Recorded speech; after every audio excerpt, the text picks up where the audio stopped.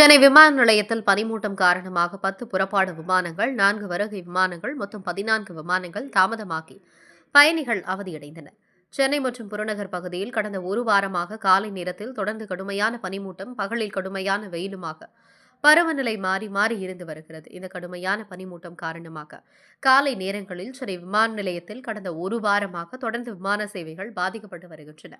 அதேபோல இன்று காலையிலும் சென்னையிலிருந்து புறப்படும் விமானங்களான Singapore, Dubai, Bahrain, Abu Dhabi, Muscat, Kolkata, Surat, Vijayawada, Bhubaneswar, Andaman ஆகிய 10 புறப்பாடு விமானங்கள், அதேபோல மஸ்கட், கோலாலம்பூர், சிங்கப்பூர் உள்ளிட்ட இடங்களிலிருந்து சென்னை வரும் 4 விமானங்கள், மொத்தம் 14 விமானங்கள் பனிமூட்டம் காரணமாக சுமார் 30 நிமிடங்களிலிருந்து 1 மணி நேரம் வரை தாமதமாக இயக்கப்பட்டன. இதனால் பயணிகள் கடும் அவதிக்கு உள்ளாகி வருகின்றனர். சென்னை விமான நிலையத்தில் கடந்த ஒரு வாரமாக இதேபோல விமான சேவைகள் பாதிக்கப்பட்டு பயணிகள் தொடர்ந்து அவதிப்படுகின்றனர். ஆனால் இன்று சென்னைக்கு வரும் விமானங்கள் வேறு விமான நிலையங்களுக்கு திருப்பிவிடும் அளவு பெரிய அளவில் பனிமூட்டம் இல்லை என்பது குறிப்பிடத்தக்கது.